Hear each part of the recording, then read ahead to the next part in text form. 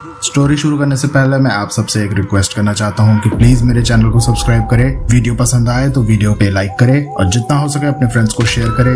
इससे मेरे चैनल को सपोर्ट और आपका प्यार मिलेगा। So please consider it.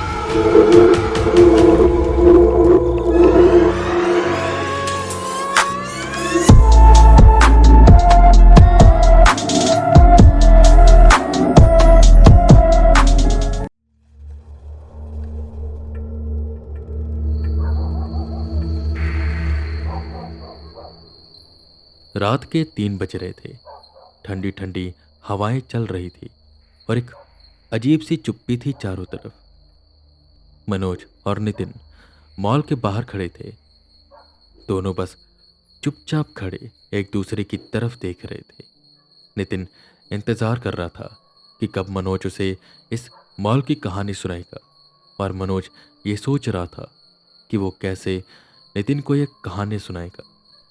कुछ देर के बाद चुप्पी तोड़ते हुए नितिन ने कहा, मनोज, क्या हुआ?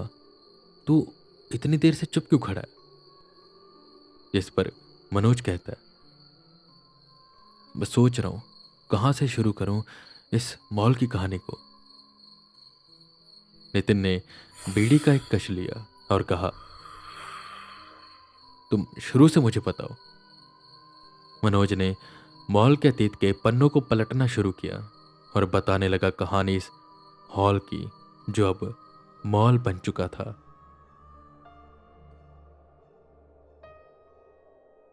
15 साल पहले ये एक हॉल हुआ करता था जहां बड़े बड़े शो होते थे, सर्कस होते थे और संगीत के भी काफी प्रोग्राम होते थे। लोग दूर दूर से आते थे, मानो ऐसा लगता था जैसे यहां पर मेला लग गया हो। तारीख तो मुझे ठीक से याद नहीं, पर 1993 को यह एक सर्कस होना था। भारत का एक नामचीन सर्कस, ग्रेट जंबो सर्कस। इस सर्कस में कलाबाजियां, खतरनाक खेल, जादू और बहुत कुछ था। इस सर्कस को देखने के लिए कुछ लोग विदेश से भी आने वाले थे, जिसकी वजह से सर्कस पर बहुत बड़ा दबाव था। खैर, वो दिन आया, लोगों की भीड़ इकट्ठा होने लगी। बच्चे, बड़े, महिलाएं सब आए। हॉल के बाहर मानो मेला सा लग गया। खाने पीने की दुकानें, खिलौने की दुकानें, कपड़ों की और भी तरह तरह की दुकानें। शाम के ठीक 7 बजे सर्कस शुरू हो जाना था। लोगों की भीड़ हॉल में आ गई और पूरा हॉल खचाखच भर गया। जहां पर देखो वहीं लोगों की भीड़। पूरे हॉल में लोगों की आवाज गूंज रही थी। सब बहुत उत्सुक थे और इंतजार कर रहे थे कब सर्कस शुरू होगा। कि एक सुंदर सी लड़की मॉडर्न कपड़े पहने स्टेज पर आई और उसने जोर से कहा, आप सभी का ग्रेट जंबो सर्कस में स्वागत है। आज के शाम आपके नाम। इतना सुनते ही दर्शकों की उत्सुकता का कोई ठिकाना नहीं रहा। सर्कस शुरू हुआ। पहले छोटे छोटे जोकर आए और लोगों का मनोरंजन करने लगे। फिर कलाबाजियां दिखाने वाले आए और फिर खतरनाक खेल, जिसमें एक शख्स अपनी आंखों पर पट्टी बांधकर सामने खड़ी लड़की के सर पर रखे सेब पर वार करता। लोगों को बहुत मजा आ रहा था। तालियों की गड़गड़ाहट पूरे हॉल में गूंज रही थी। कि फिर आया लंबा काला कोट पहने एक शख्स, जिसने सर पर एक लंबी सी लाल टोपी पहनी हुई थी। आते ही वो अपनी छड़ी को घुमाकर एक कबूतर में बदल देता है, जिससे कुछ पल के लिए हॉल में आई शांति टूट जाती है और तालियों की आवाज फिर से गूंजने लग जाती है। वो शख्स आगे आता है और कहता है, नमस्कार, मैं हूं जादूगर विक्रांत और आज मैं आपको एक ऐसा जादू दिखाऊंगा जो आपने ना तो कभी सुना होगा और ना देखा होगा। तालियों की गड़गड़ाहट और भी ज्यादा बढ़ गई और उस जादूगर ने जादू दिखाना शुरू किया। एक से बढ़ के एक जादू दिखाने लगा, जिसे देखकर लोग दंग रह जाते। जादूगर विक्रांत के जादू का कोई अंत ही नहीं नजर आ रहा था।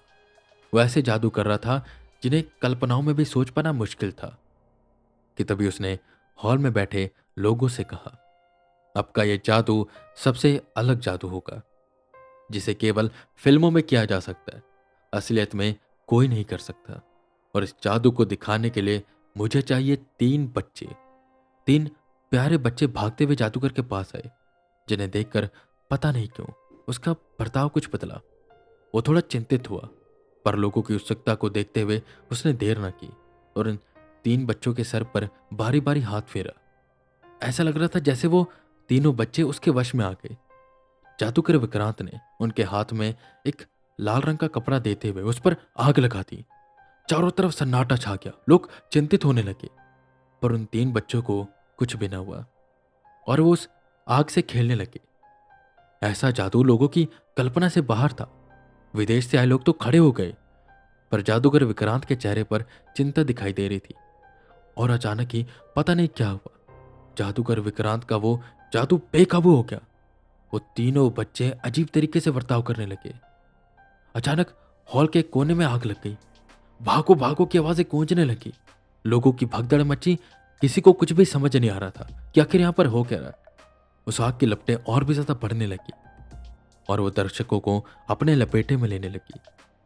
यह हादसा बेहद ही खौफनाक था, जहां बहुत से लोग मारे गए और बहुत घायल हुए।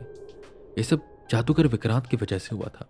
और जब पुलिस उसे पकड़ने आई तो वो उसे कहीं मिल नहीं रहा था। बहुत तलाशी के बाद जब वो बैक स्टेज के कमरे में गए तो वहां वो मृत मिला। जादूगर विक्रांत ने आत्महत्या कर ली थी और उसकी लाश उसी कमरे के बीचों बीच मिली जहां वो कुर्सी पर बैठा हुआ था। उसके बाद से हॉल बंद कर दिया गया। लोग तब से कहते हैं कि यहाँ जो लोग मरे हैं उनकी आत्माएं यहाँ पर भटकती है। पर उस कमरे में जादूगर के साथ क्या हुआ, आग कैसे लगी, इसके पीछे का कारण कोई भी नहीं जानता। बस आग लगी थी, लोग मारे गए और यह भगदड़ मची। और ये थी इस हॉल की कहानी। नितिन गौर से पूरी कहानी सुन रहा था। बहुत ही बुरा हुआ, नितिन ने कहा। तभी नितिन को याद आया कि जब से वो दरवाजा खुला है तब से उसके साथ यह सब हो रहा है और उसे सब महसूस भी हो रहा है। उसने ये बात मनोज को भी बताई। तो एक कमरा 15 सालों से बंद था, जो शायद उसी जादूगर का कमरा था। नितिन, ऐसा करो, तुम कमरा छोड़ दो, वहां पर रहना ठीक नहीं है। मनोज चिंतित होते हुए कहता है, जिस पर नितिन ने कुछ न कहा और मॉल की तरफ जाने लगा। वो गहरी सोच में डूबा लग रहा था। मनोज ने 2-3 बार आवाज लगाई, पर नितिन बस मॉल की तरफ बढ़ रहा था। सुबह के 4 बजने वाले थे। नितिन मॉल के अंदर आकर अपनी कुर्सी पर बैठ गया। मॉल का यह अतीत उसे बेहद चिंतित कर रहा था। उसे क्या करना चाहिए और क्या नहीं, उसे कुछ भी समझ नहीं आ रहा था। मनोज की बात सही थी कि उसे ये नौकरी और वो कमरा छोड़ देना चाहिए, पर अब तो जाकर उसकी जिंदगी पटरी पर आई थी। उसकी बेटी स्नेहा स्कूल जाने लगी थी, उसकी पत्नी निशा खुश थी। नितिन वहीं बैठा ये सब सोच रहा था। जिंदगी उसके साथ ये कैसा खेल खेल रही है। जैसे उसको लगता है कि उसकी जिंदगी सही राह पर आई है, कि तभी कुछ ऐसा हो जाता है जो उसे वापस से वहीं लाकर खड़ा कर देता है जहां वो पहले था। नितिन वहीं बैठा बैठा बस किस्मत को कोसता रहता है। सुबह हो गई और नितिन की ड्यूटी खत्म हुई। नितिन अपने कमरे की तरफ बढ़ने लगा। धीरे धीरे अपने कदम जमीन पर रखता वो आगे जा रहा था। ध्यान उसका आसपास था कि कैसे यहां आग लगी होगी, कैसे लोग भाग रहे होंगे और कैसे उनकी मौत हुई होगी। नितिन अपने कमरे के पास पहुंचने वाला था कि वो उस जादूगर के कमरे की ओर देखता है और मन ही मन सोचता है, जब से ये कमरा खुला है तब से ये सब होना शुरू हुआ है। वो उस कमरे के सामने आता है। वो सोच रहा था कि तभी उसे अचानक से ऐसा लगने लगा कि उसे कोई बुला रहा है। अजीब सी ठंडक उसके जिस्म को छू कर गुजर रही थी, मानो उसे धक्का दे रही हो उस कमरे की ओर जाने के लिए। नितिन के कदम उस कमरे की ओर बढ़ने लगे कि स्नेहा उसके पास भागती हुई आई और बोली, पापा देखो, मैं तैयार हो गई, स्कूल कब चलेंगे हम? अपनी बेटी को मुस्कुराता हुआ देख नितिन के बेचैन मन को एक चैन मिला। उसे कुछ पल की शांति मिली। स्नेहा को गोद में उठाते हुए वो उससे कहने लगा, स्नेहा बस थोड़ी देर में निकलते हैं, मैं फ्रेश हो जाऊं ना। वो अपने कमरे की तरफ बढ़ गया, पर रह रहकर वो जादूगर का कमरा उसे अपनी तरफ खींच रहा था। नितिन स्नेहा को स्कूल छोड़ने जा रहा था जब उसे मॉल के सामने मैनेजर अपनी मोटरसाइकिल खड़ी करता हुआ दिखाई दिया। नितिन के मन में अब उनकी छवि बदल चुकी थी। उसके मन में गुस्सा था कि मैनेजर ने उसे इस मॉल के अतीत के बारे में नहीं बताया। नितिन को देख मैनेजर उसके पास आया और बोला, कैसे हो नितिन? बेटी स्नेहा, स्कूल जा रही हो? जिस पर रूखे लहजे में नितिन जवाब देता है, अच्छा हो मैनेजर साहब, बस स्नेहा को स्कूल छोड़ने जा रहा था। इतना बोल नितिन विदा लेता है और स्कूल की तरफ बढ़ने लग जाता है। नितिन का बर्ताव मैनेजर को थोड़ा अलग लगा, पर उन्होंने ज्यादा नहीं सोचा। वो जल्दी में थे। वो मॉल के अंदर चले गए। स्नेहा को स्कूल छोड़कर वापस आते समय नितिन बेहद गहरी सोच में डूबा हुआ था। एक पल के लिए तो इन सब पर यकीन कर पाना बहुत कठिन था, पर जो भी था सत्य था। नितिन मन ही मन मैनेजर को कोस रहा था कि वो उसे यहां क्यों लेकर आए, उससे ये सच क्यों छुपाया। पर तभी नितिन ने भी सोचा, एक वही थे जो इस अनजान शहर में उसके लिए मसीहा बनकर आए थे, और हो सकता कि शायद उन्हें भी अतीत के बारे में ना पता हो। अपने सवाल का जवाब नितिन आजकल खुद ही देने लग गया था। वो अपने कमरे में पहुंचा। निशा उसे खाना देती है, जिसे खाकर नितिन सोने के लिए चला जाता है। पर उसका सर बहुत तेज दर्द हो रहा था। उसे नींद नहीं आ रही थी, तो निशा उसे सर दर्द की दवाई देती है, जिसे खाकर नितिन को नींद आ गई और वो सो गया। पर नितिन को सोने से भी डर लग रहा था, क्योंकि उसके वो डरावने सपने उसे अच्छे से सोने नहीं देते। कहते हैं ना, सपने सिर्फ एक सपने नहीं होते, ये कुछ दर्शाते हैं। या तो वो जो हमारा दिमाग दिखाता है, या तो वो जो कोई अदृश्य शक्ति दिखाना चाहती है। इन सपनों के राज को जान पाना नामुमकिन नहीं है, पर इतना आसान भी नहीं है। और ऐसा एक सपना आया नितिन को। चारों तरफ अंधेरा था। नितिन उस अंधेरे में खड़ा आसपास देखने की कोशिश कर रहा था, पर उसे कुछ भी दिखाई नहीं दे रहा था। अचानक से उसे लोगों के भागने की आवाज आती है। वो देखता है कि बहुत से लोग उसकी तरफ दौड़ते हुए आ रहे हैं। नितिन एकदम से चौंका, पर वो लोग नितिन को बिना कुछ कहे, उसे बिना छुए उसके पास से गुजर गए और कुछ देर बाद उसी गुप्त अंधेरे में समा गए। नितिन को कुछ भी समझ नहीं आता कि आखिर यहां पर हो क्या रहा है। वो भी उस भीड़ के पीछे जाने वाला था कि तभी उसे आवाज आई, पापा, पापा। ये आवाज स्नेहा की लग रही थी। नितिन इधर उधर देखने लगा कि थोड़ी दूरी से, जहां से वो लोगों की भीड़ आई थी, वहां हल्की हल्की रोशनी होने लगी। वो रोशनी की ओर भागा। वो रोशनी एक घर से आ रही थी। नितिन उस घर के अंदर गया तो वो एक खुले हॉल में पहुंचा, जहां चारों तरफ एक अजीब सी शांति थी। ठीक वैसी शांति जैसे एक बड़े तूफान के बाद की होती है। सब कुछ तबाह हुआ पड़ा था। सामान इधर उधर बिखरा हुआ था और बैठने वाली जगहें आधी जल चुकी थी। नितिन ये सब देख रहा था कि अचानक से उसे एक धुन सुनाई दी। वो स्टेज की ओर मुड़ता है। स्टेज पर जोकर अजीब तरह से नाच रहे थे और साथ ही साथ हवा में कलाबाजियां दिखा रहे थे। अजीब सा पहरावा किए कुछ शख्स यहां से वहां कूदने लगे, जो नितिन को बाहर जाने से रोक रहे थे। नितिन छुप छुपाते बैक स्टेज पर पहुंचा, जहां उसे वही 4 कमरे दिखाई दिए। चारों कमरों के दरवाजे बंद थे। नितिन वहां से जाने वाला था कि उसे फिर से आवाज आई, पापा, पापा। वो आवाज उन्हीं कमरों में से किसी एक कमरे से आ रही थी, पर किससे नितिन को पता नहीं था। वो एक एक करके कमरों के दरवाजे खोलने की कोशिश करता है, पर कमरे खुल नहीं रहे थे। पर जैसे ही वो जादूगर के कमरे के सामने पहुंचा तो उसे पीछे से आवाज आई, नहीं, उस कमरे में मत जाओ। नितिन ने पीछे मुड़कर देखा। उसके पीछे 3 बच्चे खड़े थे, जो उसे उस कमरे में जाने से रोक रहे थे। वो 3 बच्चे बस एकटक नितिन की ओर देख रहे थे और बार बार कह रहे थे, उस कमरे में मत जाओ। नितिन को कुछ भी समझ नहीं आ रहा था कि तभी उसे उस कमरे से आवाज आई, पापा पापा पापा बचाओ मुझे पापा। ये सुनकर नितिन बेहद चिंतित हो गया और दरवाजा खोलने के लिए आगे बढ़ा कि तभी उन 3 बच्चों की आवाज भारी हो गई और वो चिल्लाते हुए बोले, कहा ना उस कमरे में मत जाओ। पर नितिन उनकी बात को नजरअंदाज करता है और दरवाजा खोलने लग जाता है कि तभी उन 3 बच्चों ने नितिन को पकड़ लिया।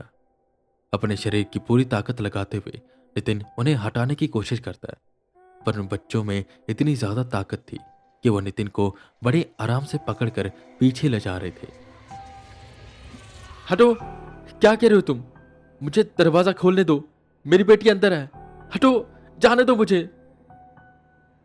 नितिन बार बार चिल्लाता है। उस कमरे से आती स्नेहा की आवाजें नितिन के दिल को झंझोड़ रही थी। नितिन पूरी ताकत लगा रहा था, पर वो अपने आप को उन बच्चों की गिरफ्त से छुड़ा नहीं पा रहा था। क्यों कर रहे हो मुझे मेरी बेटी से दूर? छोड़ो मुझे। अपने आप को अपनी बेटी से दूर जाते हुए देख वो रोने लगा। बेबस वो फिर से कुछ न कर पाया और हालातों के सामने हार गया। क्या हुआ आपको? उठिए, उठिए। निशा नितिन को उठाने की कोशिश कर रही थी, जो सपने में कुछ बड़बड़ा रहा था। एक झटके से नितिन की आंख खुली। क्या हुआ था आपको? निशा ने चिंतित होते हुए पूछा। "हाँ, कुछ नहीं, बस एक पूरा सपना। नितिन ने हाथ से पानी मांगने का इशारा किया। निशा भागकर पानी का ग्लास लेकर आती है और नितिन को देते हुए कहती है, आप किसी डॉक्टर को क्यों नहीं दिखा देते? कब से आपको ऐसे सपने आ रहे हैं? आप ठीक से सो नहीं पा रहे, और ठीक से सोओगे नहीं तो काम कैसे करोगे रात को? पानी पीकर गिलास रखते हुए नितिन उठा और बोला, नहीं निशा, चिंता मत करो, बस सर दर्द हो रहा था ना, शायद इसलिए ऐसा सपना आ गया होगा। जो कल रात हुआ वो सब वो निशा को बताना चाहता था। निशा से वो इस मॉल के अतीत के बारे में बात करना चाहता था, पर कहीं वो ज्यादा डर न जाए, इसलिए वो उसे कुछ भी नहीं बताता। इस मुसीबत से वो खुद अकेले निपटने का सोचता है, और वैसे भी वो आत्माएं कुछ नुकसान नहीं पहुंचा रही थी। अब उसे किसी तरह इन सब चीजों की आदत डालनी होगी। नितिन मन ही मन सोचता है और खाट पर बैठकर लेट जाता है। लेटे लेटे वो बस उस सपने के बारे में सोच रहा था कि आखिर इस सपने का मतलब क्या था। कहीं ये सपना उसे कुछ बताना तो नहीं चाहता?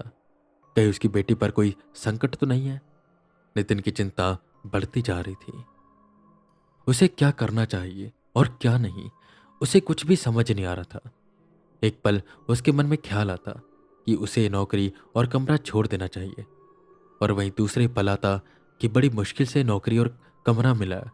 छोड़ दूंगा तो कहाँ जाऊंगा? वापिस उसके चचेरे भाई के पास? नितिन अपने इन ख्यालों की उलझन से बाहर आता है और खुद से कहता है, नहीं नितिन, बहुत भाग लिया इन हालातों से, अब समय है इनका सामना करने का।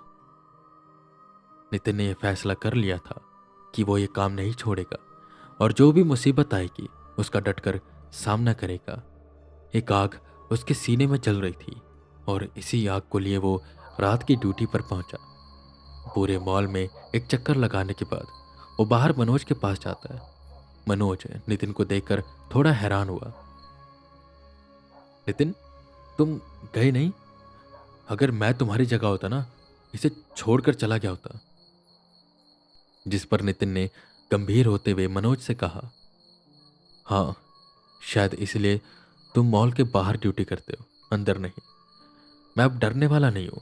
इससे भी ज्यादा डरावने हालात मेरे सामने आए थे, हालांकि मैं उनसे लड़ने की बजाय भागा, पर इस बार नहीं भागूंगा।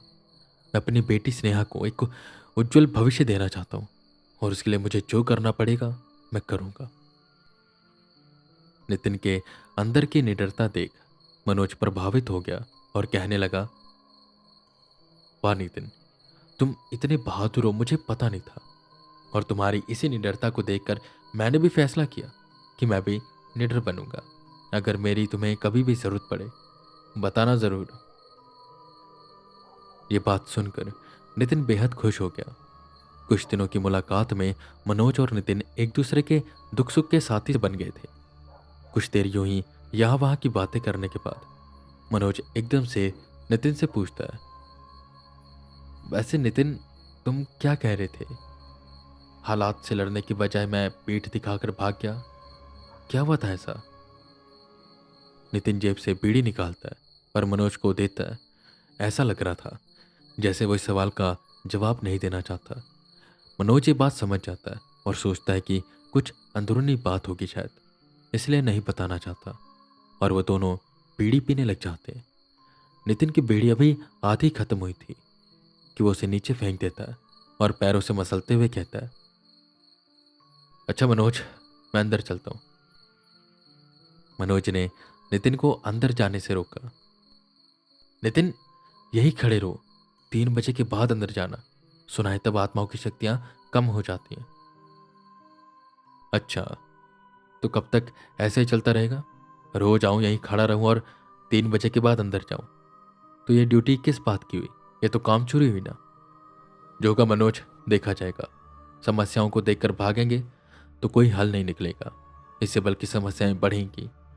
तो मेरी चिंता मत करो, अपना ध्यान रखो। इतना कहकर नितिन मॉल की तरफ बढ़ने लगा। पर मॉल के अंदर जाने के बाद क्या होगा, वो 3 बच्चे कौन थे और वो जादूगर आखिर उस कमरे में क्या है, जानने को मिलेगा अगले एपिसोड में, जिसका नाम है सत्य या सपना। अगर आपको एपिसोड पसंद आया तो प्लीज इसे शेयर करें। आप अपना पर्सनल फीडबैक और सजेशन हमें हमारे इंस्टाग्राम अकाउंट पर दे सकते हैं। आइडिया एक कहानीकार, लिंक आपको डिस्क्रिप्शन में मिल जाएगा। और बहुत ही जल्द हमारा एक और शो आ रहा है जिसके काम पर मैं लगा हुआ हूँ, और ये शो ऑडियो फॉर्मेट में ना होकर वीडियो फॉर्मेट में होगा, जहाँ मैं अलग अलग खंडर जगहों पर जाकर वहाँ की कहानियाँ बताऊँगा, फिक्शन भी, नॉन फिक्शन भी। और ये पूरा वीडियो फॉर्मेट में होगा, जहाँ मैं वो लोकेशन भी दिखाऊंगा, और मेरी पूरी कोशिश रहेगी कि जितना अच्छा हो सके उतना अच्छा। मोर सिनेमैटिक शॉट्स, ज़्यादा क्रिएटिव, और बहुत सी चीज़ें वो आपको हॉरर टेप पर भी सुनने को मिलेगी, हमारे यूट्यूब चैनल पर भी और फेसबुक पर भी। और हमेशा की तरह ये पूरा फ्री रहेगा। आपको मेरी कहानियाँ पसंद आती है, यही मेरे लिए बहुत बड़ी बात है। बस ऐसे ही सपोर्ट करते रहिए। मैं वीके रावत फिर मिलूंगा इसके अगले भाग के साथ, चैप्टर 5, सत्य या सपना। तब तक के लिए बने रहे हमारे साथ और सुनते रहे the circus, only on horror tape.